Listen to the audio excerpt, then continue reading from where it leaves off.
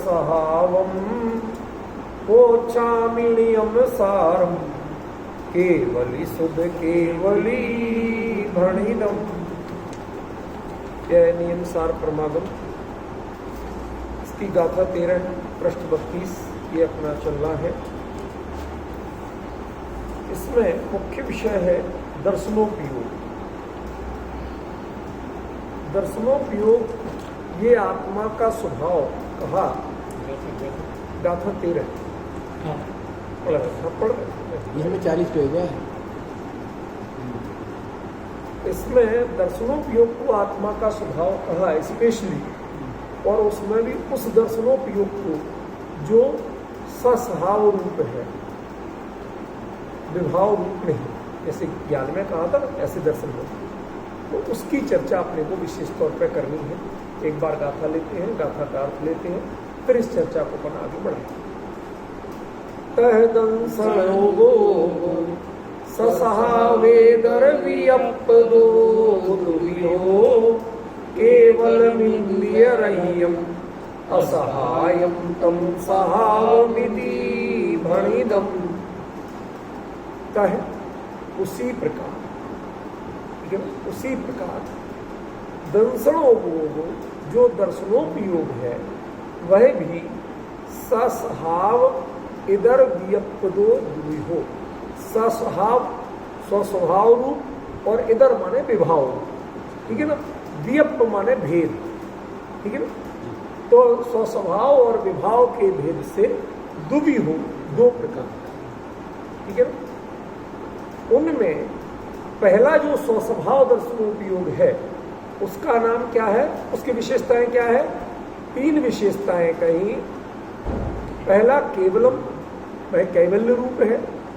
इंद्रिय रहियम, इंद्रियों के प्रयोग से रहित है, आश्रितता से रहित है। और तीसरा असहायम, माने उसे प्रकाश या अन्य किसी चीज की अपेक्षा, साधन की अपेक्षा नहीं, ठीक है। उसको सहावमिति भणिदम, उसको स्वभाव कहा गया। देखो ऊपर भी स्वस्वभाव है, उसका नाम ही जब स्वस्वभाव है तो उसे अलग से स्वभाव क्यों? मेरा प्रश्न समझ में आया भाई साहब? जब आपने वर्गीकरण ही ऐसा किया कि दर्शनोपयोग के 2 हैं, एक स्वस्वभाव और एक विभाव, ठीक है ना, इधर मिल। तो जब आपने स्वस्वभाव ही उसका नाम दिया है तो उसे अलग से स्वभाव क्यों? ये तो बात का प्रश्न सा हो गया ना, रिपीटेशन सा हो गया ना, कि जब आपने नाम ही ऐसा रखा उसके बाद में आप कहें कि भाई मैं ये स्वभाव, नाम ही उसका स्वस्वभाव है तो फिर उसको स्वभाव कहा गया है, ये कहने का क्या है? देखो स्वस्वभाव और विभाव ये नाम निक्षेप भी हो सकते। हमारे यहाँ 4 निक्षेप है ना, नाम, स्थापना, द्रव्य और भाव।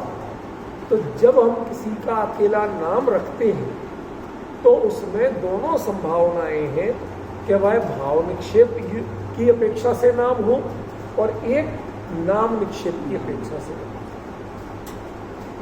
ठीक है। एक तो ये हो गया, पर ये बहुत स्थूल कथन है, एक कोई बड़ी दमदार बात है, बड़ी महत्वपूर्ण, ये बुद्धिमानी की बात नहीं बता रहे। क्यों? क्योंकि ऐसा जीव है तो जीव नाम रखा तो वो भाव निक्षेप की अपेक्षा से रखा कि नहीं रखा। जितने भी तात्विक नाम है वो सारे ही भाव निक्षेप की प्रधानता से है, तो स्वस्वभाव भी भाव निक्षेप की प्रधानता से है, ऐसा बताने की नाम निक्षेप की प्रधानता से नहीं है। इसलिए हमें द्वारा स्वभाव कहना पड़ा। ये कोई बड़ी वजनदार बात है। देखो अपन को कारण मीमांसा करना, लेकिन साथ में उसकी गहराई भी ना आए, क्योंकि आचार्य देव ने जब ये कहा तो उसे स्वभाव ऐसा कहा गया है, ठीक है ना। तो इस स्वभाव का मतलब क्या, और उसे स्वभाव अलग से बताने की जरूरत क्या है? मेन मुद्दा ही है, ठीक है। और उससे अलग से स्वभाव कहने की जरूरत क्यों, जब आपने स्वस्वभाव कहा था, ठीक है। और स्वभाव ऐसा कहा गया है, तो ये जो यदि कह के जो उस पर जोर डाला, इन लोगों की अलग अलग अपेक्षा क्या है। पहली तो इसलिए है कि दर्शनोपयोग वह चीज है कि जिसका छद्मस्त जीव को आसानी से पता ही नहीं चलता।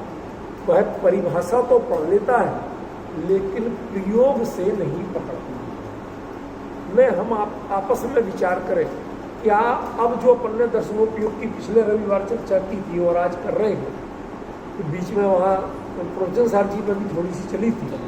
मैं इतना पूछना चाहता हूँ कि क्या आपको इन चर्चाओं को सुनने के बाद, जो आपने कोशिश तो की होगी, जैसे हम कभी कहें हम 1 मिनट में कितने सांस लेते हैं, आपने कभी नहीं गिने, लेकिन जब पूछने लगे तो कोशिश करते हैं, कभी काउंट करें, देखें हम सही में ले रहे हैं कि नहीं ले रहे उतने, समझ गए ना।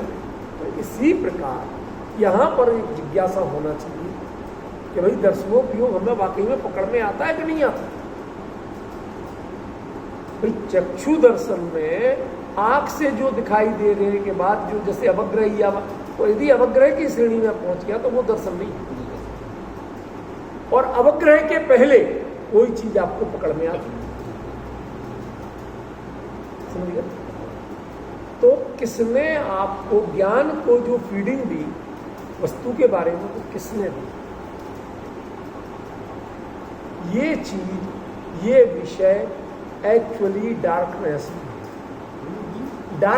में है, थोड़ा अंधेरे में है, हमारे ज्ञान में पकड़ में नहीं है, ख्याल में। और जब पकड़ में नहीं आता तो ऐसी कई चीजों को हम लोग प्रायः इग्नोर करना चाहिए। भाई हमारा काम तो ज्ञान से ही चलता है, हमें समझ में ज्ञान ही आता, ज्ञान की प्रक्रिया ही आती।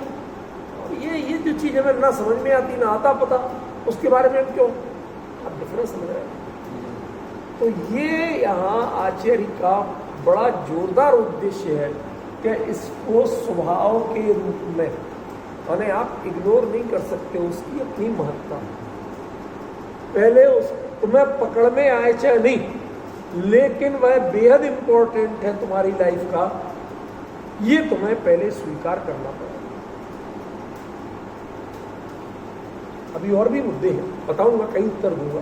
पहला उत्तर क्या कि इसे तुम नहीं पकड़ पाओ, आइडेंटिफाई नहीं कर पाओ, तुम्हारा ज्ञान दर्शनोपयोग को नहीं पकड़ पाए।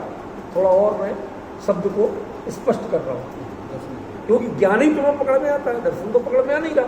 तो तुम्हारा ज्ञान यदि दर्शनोपयोग को अलग से आइडेंटिफाई नहीं भी कर पाए, तो हमें बहुत सी चीजें होती हैं जो हम उपेक्षणीय मान लेते। जैसे जिनवाणी ने 90% चर्चा अप्रयोजनभूत की, प्रयोजनभूत की नहीं। और सम्यक दर्शन का ऐसे होता है प्रयोजनभूत के सिद्धांत से, समझ गया, उनके निर्णय से। तो आपको क्या कहा जाता है, जो अपने हित की चीज है उस पर ध्यान दो, क्या फालतू की दुनिया भर की चीजें पढ़ते रहते हो। ये कह के हमने उनको जोड़ देते, अरे भाई वो भी भगवान की वाणी है, वो भगवान की वाणी के आधार पर ही गणधरदेव ने लिखे थे, वो पूरी तरह से उपयोगी नहीं है, समझ गए ना। तुम यदि तुम्हारे पास बहुत शोक और सम्यक दर्शन जब तक नहीं होता है तो तुम कहां उपयोग लगाओ। भाई अंतर का पुरुषार्थ तो बिरले जीवों को बिरले समय ही होता है कभी कभार, तो कहां उपयोग लगाओगे? धंधे में लग जाओगे, नौकरी में लग जाओगे, पिकनिक पार्टी में लग जाओगे, होश ही नहीं पड़ेगा इसका। तो तुम्हें उपयोग इसी में लगाना, ये भी भगवान की वाणी है, ये भी तुम्हें हितकारणी है, ऐसा कहते कि नहीं कहते कि उसकी उपेक्षा कर देंगे। अब देखो दोनों पक्ष चल रहे हैं। एक, जब आप गुरुदेव श्री जैसे किसी व्यक्तित्व से लोग इधर उधर की बातें ज्यादा करते थे तो वो अप्रयोजनभूत छे, आमकाई छे ऐसे कहके, काई छे माने अप्रमाणिक नहीं है, ये तुम्हें अभी काम का नहीं। जैसे आप गए केमिस्ट के पास, आपकी दवाई 2 रुपए की निकली, सस्ती थी, और दूसरों की तुम्हारे ही सामने ले रहा हूं वो 200 रुपए की एक गोली, पता नहीं एक गोली, आपको लगा अरे साहब भाई की दवाई है भाई, ये क्या है? तो भाई तुम्हें काम की यही है, 200 रुपए की तुम्हारे काम की है, तुम्हारा तो 2 रुपए का पूरा पत्ता 10 गोली का वही काम। तो काम का कहना और वो दवाई नहीं है, वो दवाई ही नहीं है, ये कहना दोनों में अंतर है कि नहीं? ये दोनों एक ही चीज। जिनवाणी में ऐसी ही जो बातें कही वो कर्णान योग आदि के लिए टोडरमल जी ने कहा कि जिनके क्षोभसम का अवगाढ़ विशेष हो, जिनको समय विशेष हो, जिनको सामान्य बातों में रुचि ही नहीं लगती हो। एक साधर्मी का मेरे पास फोन आया, बिल्कुल सच्ची घटना होता, नाम तो बताना मेरा सिद्धांत ही नहीं है, उनका फोन, वो बहुत बड़े अंतर्राष्ट्रीय स्तर के थे कहीं, अब वो सब दुनिया के प्रपंच छोड़ के और सोनगढ़ में आए, प्रबुद्ध तत्व ज्ञान से एकदम प्रभावित हुए, फिर धीरे धीरे अपने शास्त्र पढ़ने पे आए। अब उनको लगा, किसी ने कहा कि भाई आपको यदि गंभीर बात करना है तो उन्होंने कहीं से नंबर लेके मेरे को फोन किया, साहब हमें जैन न्याय के सारे ग्रंथ अष्टसहस्त्री वगैरह पढ़ा, आप पढ़ा सकते? मैंने कहा नहीं भैया। क्यों? पढ़ाना उतना कठिन नहीं है, उनमें समझाने के लिए जितना समय चाहिए और जितना उपयोग लगाना वो मेरे पास है। मैं आपको इतना समय नहीं दे सकता, उनको एक एक पॉइंट समझाने में कई बार घंटों घंटों लग जाते। प्रवचन सार नियम सार के एक पॉइंट समझाने में घंटा लगे, मुझे जोर नहीं पड़ा। क्यों? इसमें मेरा रस परिपाक है, पर न्याय में मेरा रस परिपाक नहीं, कर्णान योग में मेरा रस परिपाक नहीं है। जिनको बुद्धि कौशल में मजा आता, कई लोग होते जब तक दिमागी कसरत नहीं हो जब तक मजे नहीं आते, वो अनेक प्रकार के कोई उट पटांग खेलते रहते हैं। भाई जिनको उसमें मजा आता, जिनको दिमागी कसरत करना, उनके लिए तो बढ़िया चीज। मेरे लिए दिमागी कसरत नहीं, मेरे तो जितना छोटा मोटा क्षोभसम का जितना है उसका और जितना समय है उसको पूरी तरह से मैं इसमें केंद्रित रखना चाहिए।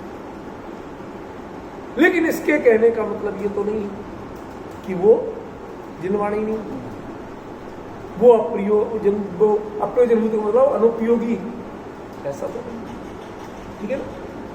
तो ऐसे ही दर्शनोपयोग को कहीं ज्ञानोपयोग की तुलना में अप्रयोजनभूत ना मान लिया जाए। पॉइंट समझे ना? समझे? इसलिए आचार्य देव ने स्वभावम इति वर्णितम जोर देके कहा, ये स्वभाव है तुम्हारा, इसे कुछ और मत समझ लेना। मतलब ये तुम्हें ज्ञानोपयोग से ज्यादा महत्वपूर्ण, भले ही तुम्हें पता चलता है नहीं चलता, और उससे ज्यादा महत्वपूर्ण। क्यों? क्योंकि ज्ञानोपयोग कल्पना कर सकता है, दर्शनोपयोग कल्पना नहीं कर सकता। जो आएगा वो ज्यों का त्यों, और ज्ञान डायरेक्ट जानता नहीं है, दर्शनोपयोग भी डायरेक्ट ज्ञान तक बात को पहुंचाता है। ऑब्जेक्ट को ज्ञान तक दर्शनोपयोग पहुंचाता है। दर्शनोपयोग के बिना अचक्षु दर्शन जो बना उसमें क्या क्या आता है भाई साहब?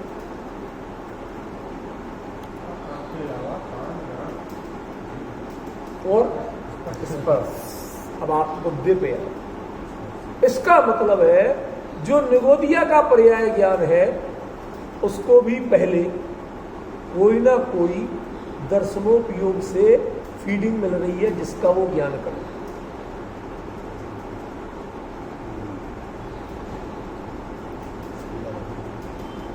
ये विषय बहुत गहन है, इसलिए मैंने द्वारा छेड़ा है, अन्यथा नहीं छेड़ा। निगोदिया का जो पर्याय ज्ञान है, आपने पर्याय ज्ञान की चर्चा तो कर ली, लेकिन पर्याय दर्शन नहीं की चर्चा नहीं किया। कि कभी नाम सुना? कि पर्याय दर्शनोपयोग, पर्याय दर्शन कभी सुना? ये हमारी कमी है। ये हमारे लोगों में दर्शनोपयोग के बारे में चर्चा तक की कमी है। इसलिए मैंने क्या कहा था, नियम सार माने जो चीजें छूट रही हैं और जिन पर तुम्हें फोकस करना चाहिए उन पर फोकस कराने का ग्रंथ नियम सार, समझिए।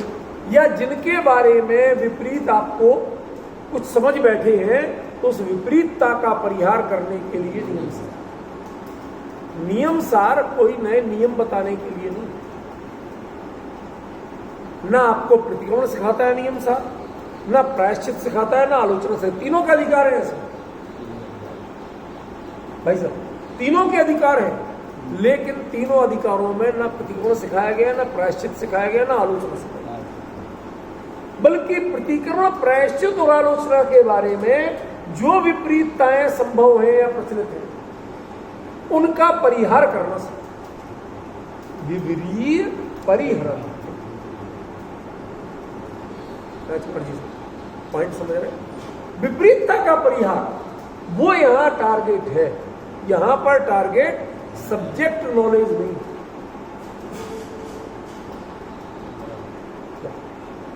दो तरह के हॉस्पिटल में लोग आते हैं सफेद कोट पे, एक डॉक्टर और एक डाइटिशियन आते हैं। डॉक्टर को सिखाया जाता विपरीतता का परिहार और डाइटिशियन को सिखाया जाता कि थोड़ी इसको एनर्जी। वो आपके खान पान पे ध्यान देता है, क्या खाओ और क्या नहीं खाओ। लेकिन डॉक्टर जो तुम्हारे शरीर में विकार बन चुके हैं वो सिर्फ विकारों के परिहार की दवाई देता है। दवाई भी खाई जाती है और भोजन भी खाया जाता है, लेकिन दोनों की प्रकृति में जमीन आसमान है, समझिए।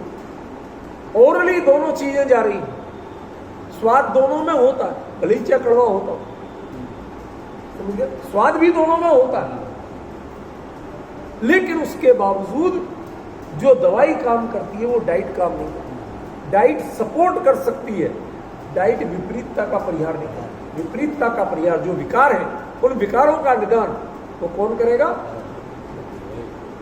तो नियम सार क्या हुआ? दवाई के रूप में है। नियम सार आपके लिए पथ्य या भोजन नहीं, पथ्य कहलाता है। देखो, भोजन और पथ्य में भी अंतर है, कुछ ना कुछ। क्या अंतर है बताएंगे आप? बताएंगे क्या अंतर है?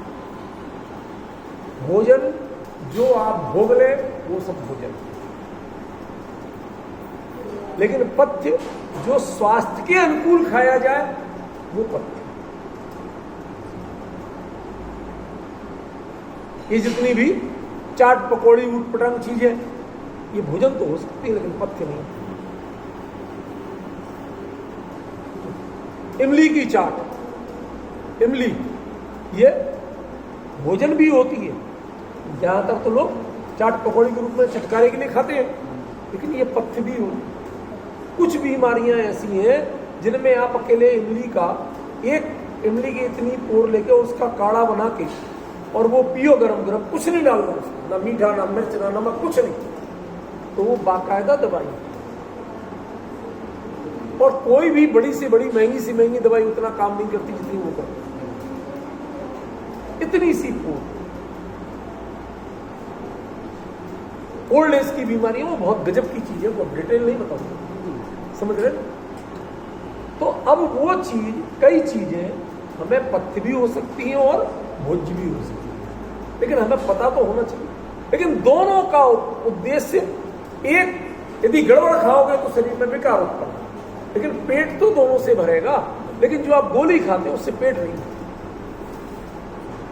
वो सिर्फ विकार का परिहार करता है, विपरीतता का परिहार करता है। तो नियम सार को आपको दवाई के रूप में पढ़ना है। उसमें आपका विजन, कोई कहने लगे डॉक्टर साहब कोई अच्छी सी गोली दो, कड़वी बहुत, क्या कहूं कि भले आदमी तेरे को स्वाद देने कौन दे रहा है, क्यों चबा के खाता?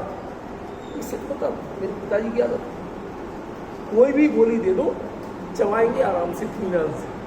तो कहता रे बारीक कर रही तो बारीक पी लेंगे, कोई दिक्कत नहीं। कई लोगों की आदत, तो उनको हम लोग कहते हैं पिताजी ये दवाई है, ये चबाने की चीज नहीं है, स्वाद लेने की चीज नहीं है, निगल लो बस। लेकिन उसका एक बड़ा भारी अंतर जो हमें बाद में पता चला डॉक्टरों से, तो उन्होंने कहा कि ठीक है हम आजकल दवाइयाँ शुगर कोटेड कर देते हैं ताकि आपको स्वाद में कड़वापन नहीं लगे, नवीन जी भाई। लेकिन ओल्ड एज होने पर कई दवाइयाँ बिना पचे ज्यों की त्यों निकल जाती, क्योंकि पाचन शक्ति कमजोर हो, तो वो दवाई आप खाते हैं लेकिन वो इफेक्ट नहीं। बेहतर हो उसे क्रश करके और सलाइवा माने अपने मुंह की लाट में घोल के फिर लो, बात वहीं पहुंच गई। अब ये पचेगी भी और असर भी कर सकती, समझ गए। तो अभी तक हमें दवाइयां सुनते तो हैं, पचती नहीं, असर नहीं करती। इस कान से सुनते हैं, पंडित लोग दोनों से सुनते हैं, इधर से निकालते हैं। ये विकार है। ये विकार काय का है? ये प्रयोग विधि गलत, विकार माने गलती। तो ये आप यूज करने का तरीका गलत है। आप प्रॉपरली यूज कीजिए, नियम सार को यदि प्रॉपरली यूज करना है तो आचार्य देव ने वह बात, जब वैसी चर्चा कहीं नहीं की गई, यहां हाईलाइट करके कर रहे हैं, तो उसका उद्देश्य समझिए कि उसको स्वभाव यदि हरिदम ये कह रहे हैं तो क्यों कह रहे हैं? दर्शनोपयोग स्वभाव, समझ गए। अच्छा सच बताओ, आप लोग जब केवल ज्ञानी ये जब बात करते हो तो उस समय कभी केवल दर्शन याद आता है? केवली माने केवल ज्ञान, लोकालोक को जानने वाले, बताइए इसके अलावा कुछ याद आता है? नहीं आता। नहीं आता मतलब क्या है? अब मेरा प्रश्न शुरू हो रहा है आपसे, क्यों नहीं आता? क्या दर्शन और ज्ञान दोनों को मिलकर उपयोग नहीं कहा? चेतना दोनों का नाम नहीं है? दर्श ज्ञान में चेतना आत्म धर्म बखान, बताइए भाई, तो पढ़ा है कि नहीं पढ़ा है? बारह भावना में दर्श ज्ञान में चेतना, आत्मा को चेतन कहा जाता है, और दर्शन ज्ञान उपयोग दोनों के मिश्रित रूप को चेतना। आज आप विचार करिए कि दर्शन ज्ञान के मिश्रित रूप को चेतना या उपयोग जो कहा गया, उसका कारण क्या? उसका कारण यह था कि आप और आखिरी तक जब तक केवली नहीं हो जाए, आप दर्शनोपयोग को न पकड़ पाते हैं न पहचान पाते हैं, इसलिए उसको इग्नोर कर देते, वो छूट ना जाए इसलिए लगेठा लगा। लगेठा समझते? आपकी स्कीम आती ना, देख लेना, स्कीम आती ना कई बार, किसी चीज के साथ कोई चीज फ्री हो, क्यों बेटा होती है ना, इसके साथ ये चीज फ्री, तो वो उसके ऊपर प्रिंट कर देते।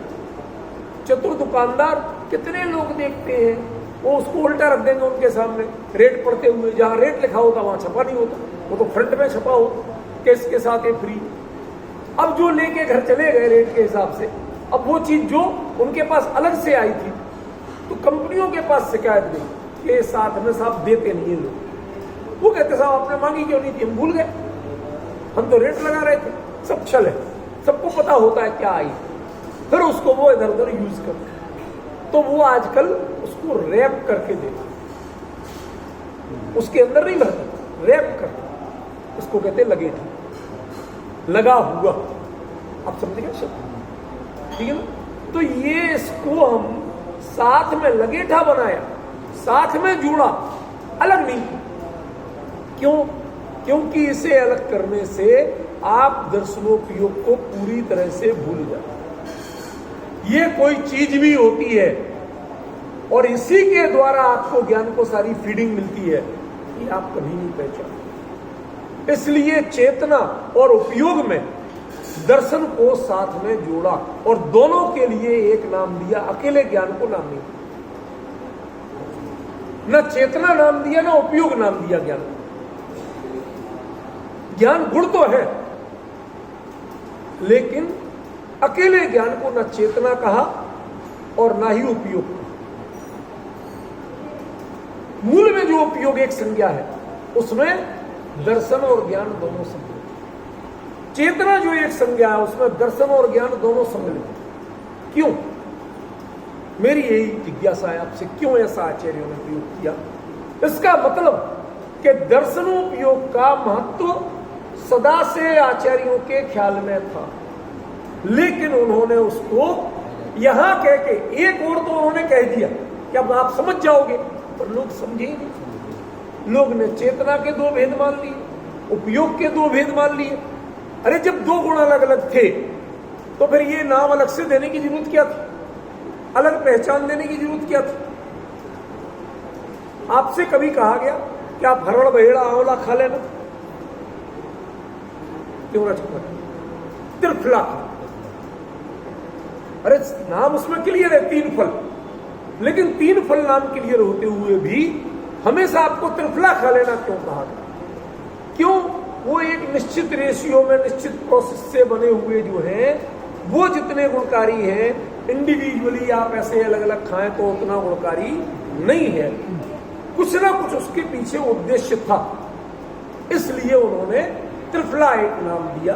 वो अलग चूर्ण बनाया, हरड़ का चूर्ण अलग, बहेड़े का चूर्ण अलग और आंवले का चूर्ण अलग अलग नहीं होना चाहिए। पॉइंट समझ? ये त्रिफला के समान औषधीय गुण है जब इसे उपयोग कहा गया, जब इसे चेतना कहा गया।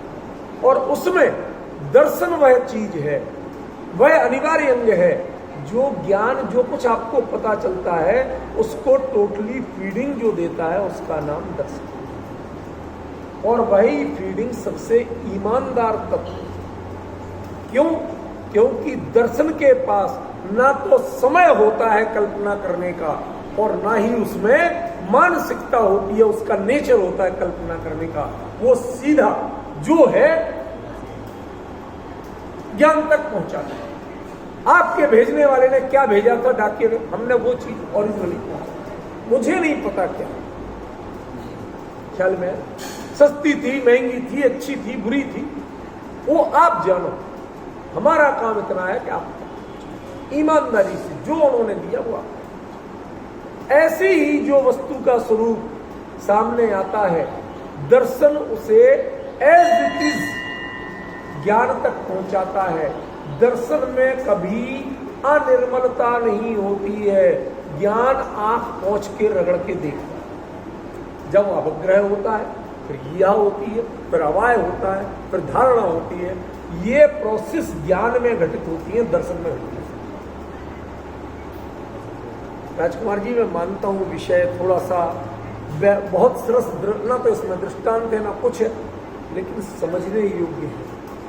जिनवाणी का एक ऐसा पक्ष, आत्म स्वभाव का एक ऐसा पक्ष, जिसके बारे में ना तो चर्चा की जाती है, ना कोई विचारता है, निर्णय करना तो बहुत दूर की। ये स्थिति ना रह जाए, आचार्य ने जब जोर दिया तो हमारा कर्तव्य है उस पर विशेष रूप से चर्चा करें और क्लियर।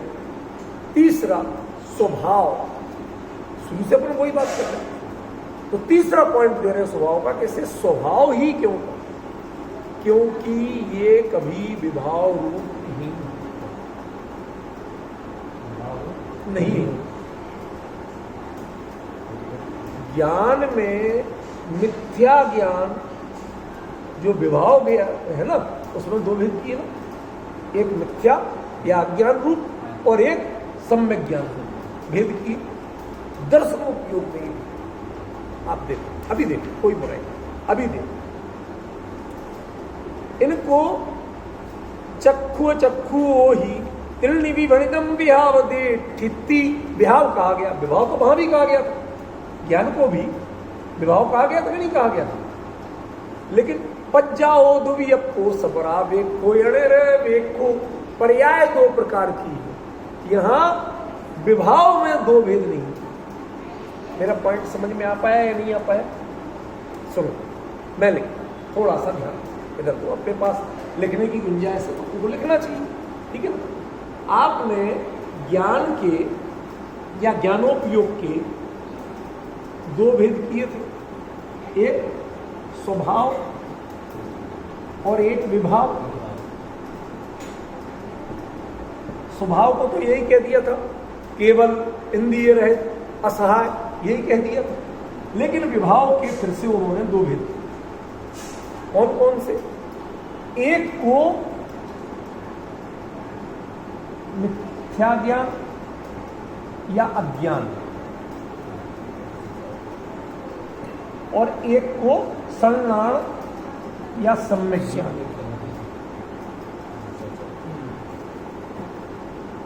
ये जो दो भेद थे, ये दर्शनोपयोग में किए क्या? यहां तक तो किया। मेरा पॉइंट समझ रहे क्यों? सम्यक जो दर्शनोपयोग है उसमें ये दो भेद तो किए। ये किए इंद्रिय वृत्ति की अपेक्षा की। समझ गए ना?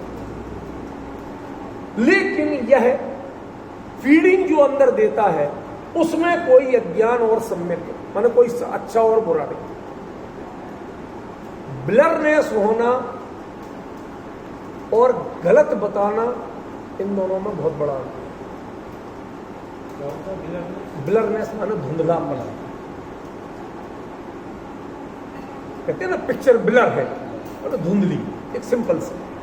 अब धुंधली में स्पष्टता नहीं हो, स्पष्टता नहीं होना, उसके लिए आजकल कुछ फोटो में एडिटिंग आती है। क्यों बिटिया? क्या करती है उसके लिए? जब फोटो को क्लियर करना होती है तो क्या करती हो?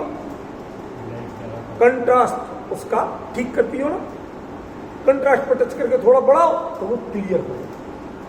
अब कंट्रास्ट पर टच करके जब बढ़ाओगे तो जो क्लियर होगी तो उसमें दूर क्या होती है, वस्तु या धुंधलापन? धुंधलापन दूर होता, उभरता तो वही जो है। अब पॉइंट समझ रहे हैं? तो जो विभाव दर्शन है, दर्शनोपयोग है, वो मात्र धुंधलापन है। लेकिन ज्ञान का जो मिथ्या ज्ञान है वो सही चीज की जानकारी मिलने के बाद भी आप उसको मानते हुए भी, ये मेरा है, ये आपका। ये ज्ञान में जो ये कलाकारियां होती हैं वो दर्शन में नहीं। दर्शन में विभाव कितना कि वो असहाय नहीं होता, अपने आप में इंडिविजुअली पूरा क्लियर करने में समर्थ है। एक होता है और एक नहीं। समझ गए? इस अर्थ में उसे विभाव कहा है। लेकिन विभाव के दो भेद जैसे ज्ञानोपयोग में दिए, ऐसे दर्शनोपयोग में विभाव का ये दो भेद नहीं है। अब आपको पॉइंट पकड़ में आया मैं क्या कहना चाहता हूं? पकड़ो तो ठीक और ना पकड़ो तो ठीक। संजय भाई, मेरे पास कोई जादू की छड़ी नहीं। मैं विषय को बहुत क्लियर करने की कोशिश करता हूं, जितना अधिकतम हो सके। सारे लॉजिक और सारे आधार आचार्य से बताता हूं, इससे अधिक मेरे पास कोई जादू नहीं। ये दो चीजें तो आपको याद है, ज्ञानोपयोग में कहीं थी कि नहीं कहीं थी? तो ये विभाव जो है ये ब्लरनेस, अस्पष्टता। अस्पष्टता उतना अपराध नहीं है।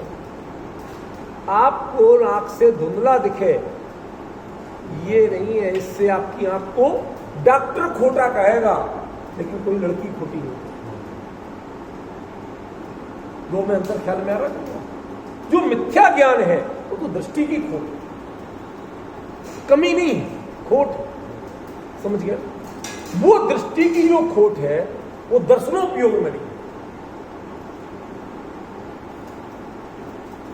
आपको जैसे सम्यक दर्शन, सम्यक ज्ञान, सम्यक चारित्र, मिथ्या दर्शन, मिथ्या ज्ञान, मिथ्या चारित्र, उनमें दर्शन का अर्थ श्रद्धा नहीं, उनमें दर्शन का अर्थ दर्शनोपयोग नहीं। इसका मतलब दर्शनोपयोग कहीं मिथ्या नहीं।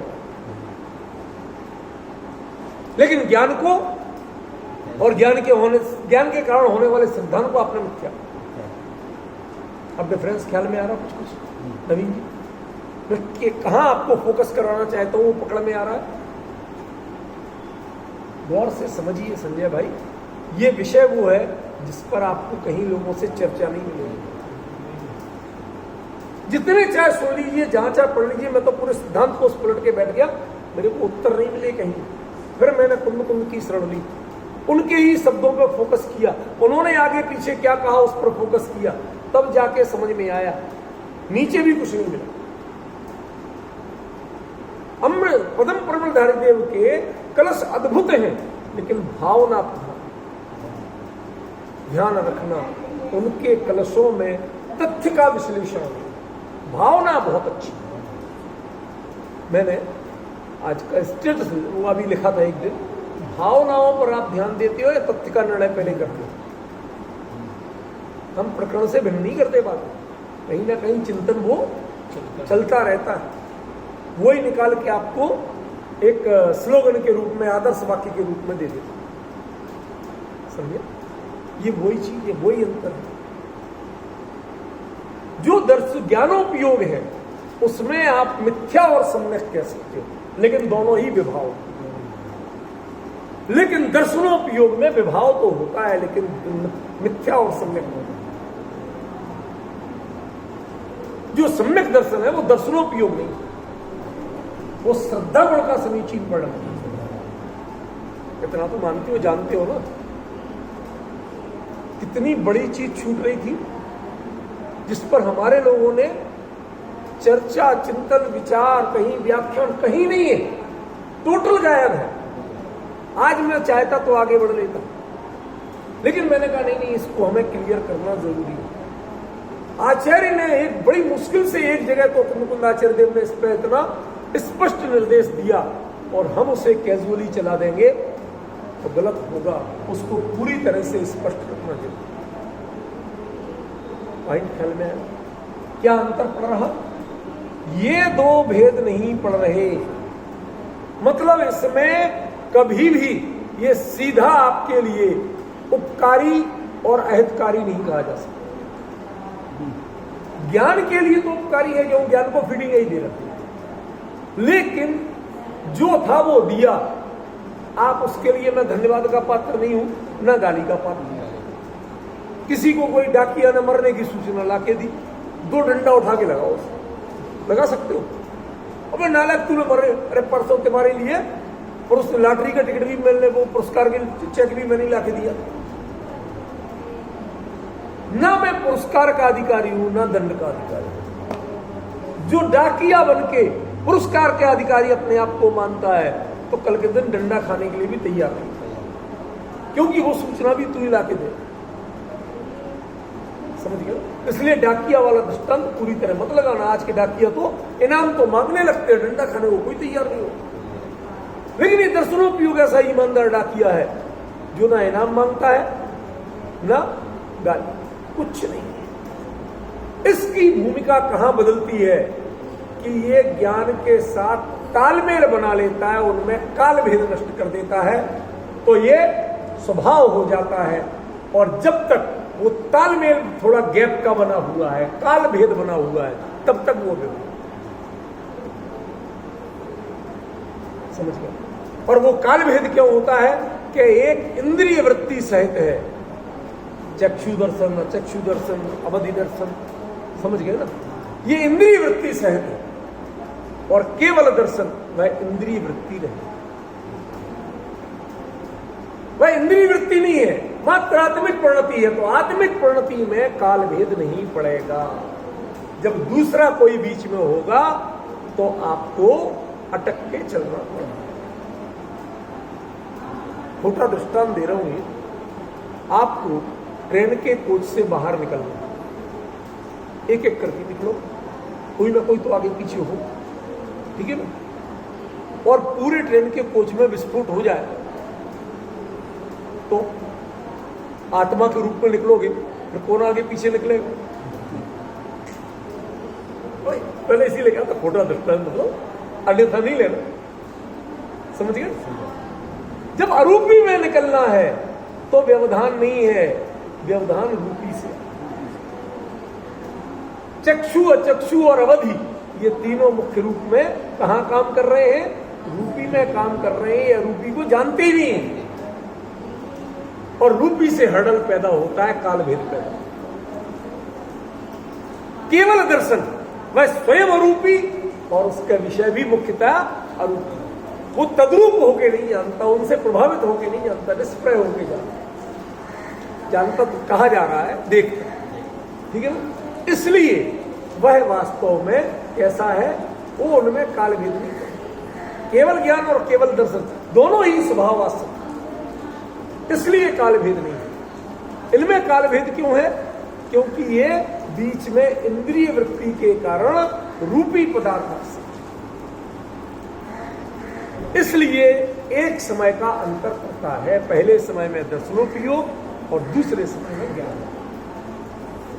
ये जो डिफरेंस है, ये डिफरेंस आपको कहां लेकर जाता है बताइए? वो आपको स्वभाव और विभाव का भेद खड़ा करता है दर्शनोपयोग,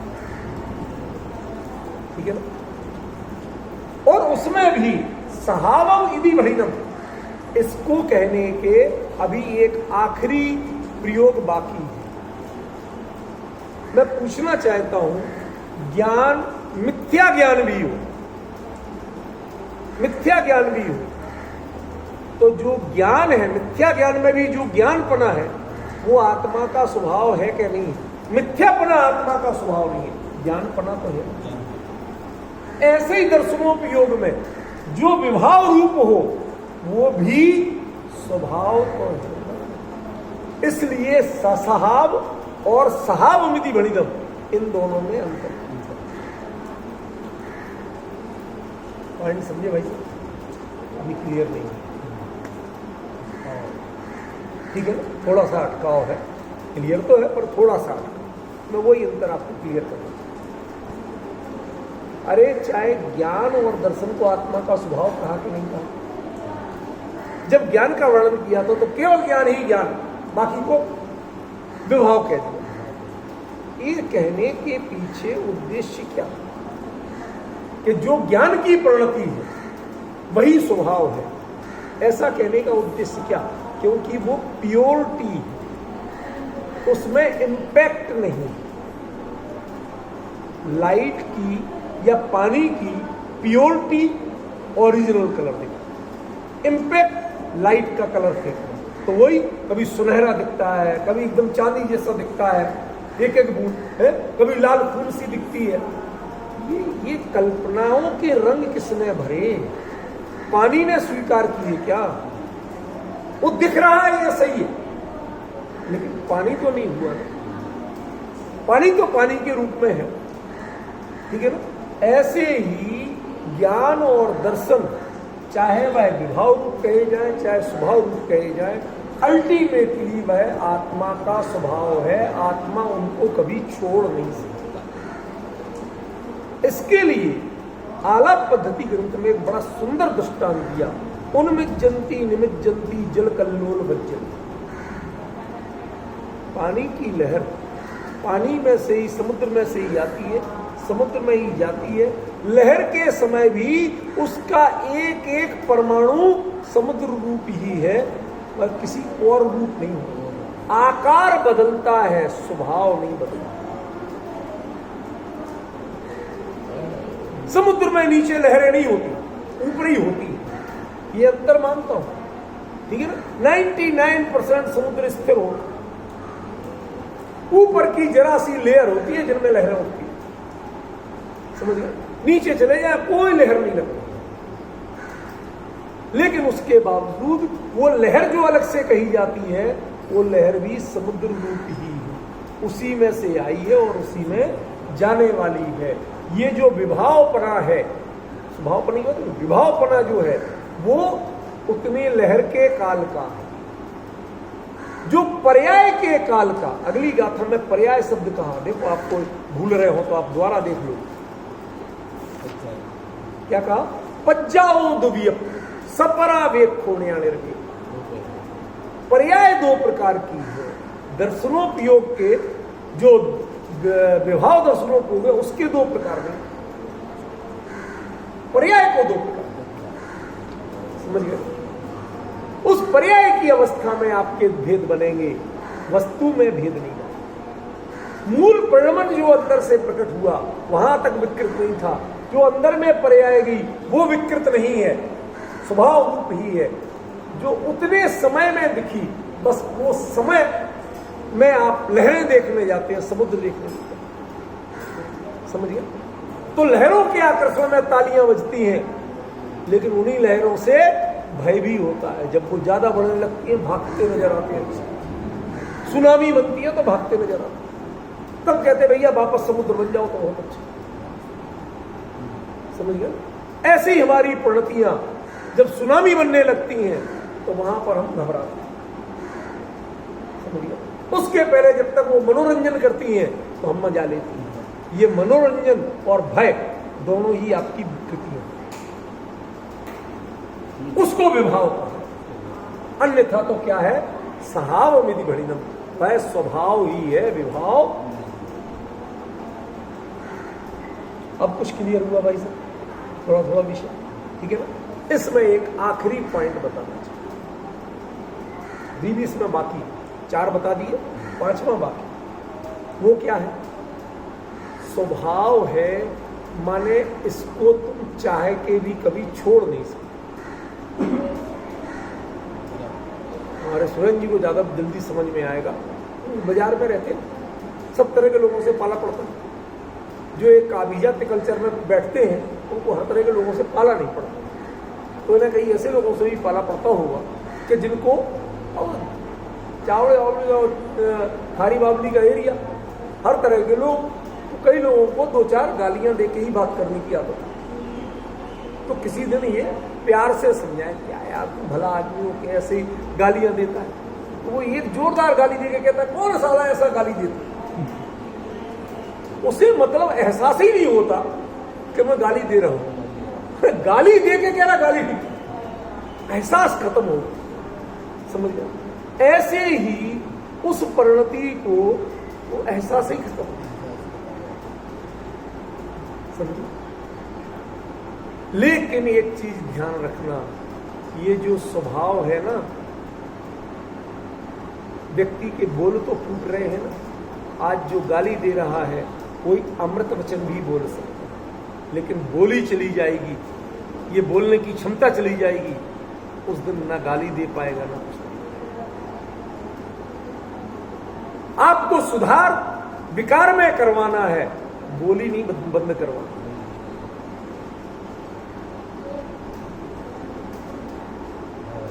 सरल बात समझ में आई भाई साहब। आपको सुधार कहां करना है, जो गड़बड़ी है बोलना बंद मत कराइए, आदमी को गूंगा मत बनाइए, समझ गया। एक विचित्र मानसिकता चली है, बोलिए मत, दोहराना सीखिए, स्वस्थ मानसिकता। उसके अंदर सदविचार इतना भरिए कि वो अच्छी बात है, बुरा नहीं बोले, बोली मत छीनिए किसी, समझ गया। ये दर्शनोपयोग स्वभाव है, यदि इसने फीडिंग बंद कर दी तो ज्ञान कुछ नहीं कर पाएगा, कुछ नहीं जान पाएगा। ये सबसे इंपॉर्टेंट थिंग है। जिसने अपनी आज तक अनादिकाल से ईमानदारी से काम किया है, तो ज्ञान ने अच्छा किया या बुरा किया, लेकिन जान तो रहा है।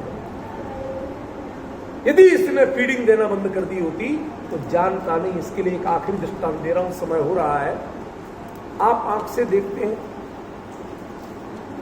आंख से देखते हैं, ये उंगली दिख रही है, दिख रही है, नहीं दिख रही है, क्या उन्हें दिख रही है, आपको नहीं दिख रही है? हाँ, सोच समझ के कह रहा हूं। क्यों?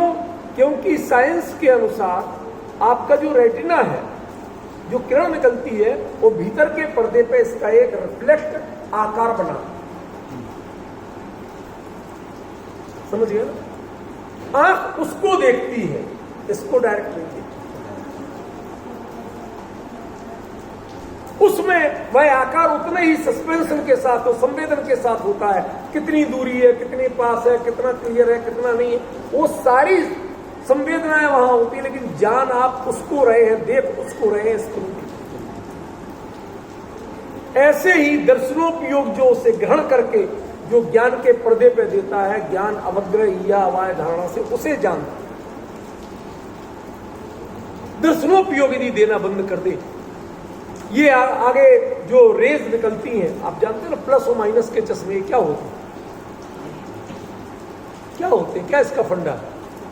मैं बताता हूं ना सर, कुछ नहीं, आपकी जितनी, जैसे ऐसे मानिए मैं ये सपोज करो ऑब्जेक्ट और ये पर्दा, तो इसका बिंब इस पे बनना, समझ गए? तो ये इधर तक जाते जाते जितनी दूरी है उतने में यदि किरण थकने लगे, फैलने लगे, ब्लड हिलने डुलने लगे, तो ये चीज आपकी धुंधली होने लगी। इसका मतलब आपको किरणों को फैलने से रोकना, पुंजीभूत करना, सघन करना, फैलने नहीं देना, बिखरने नहीं देना, उसको कहते हैं माइनस। समझ गए?